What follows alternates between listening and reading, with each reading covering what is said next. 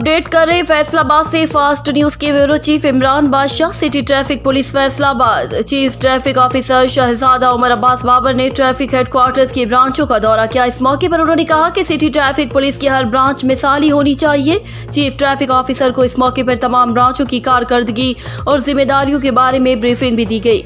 उन्होंने मजीद कहा कि हर ट्रैफिक सेक्टर और ट्रैफिक सर्कल भी बेहतर से बेहतर अंदाज में अपने फराइज मनसबी सर अंजाम दे और इस हवाले से किसी भी किस्म की गफलत और लापरवाही किसी सूरत बर्दाश्त नहीं की जाएगी।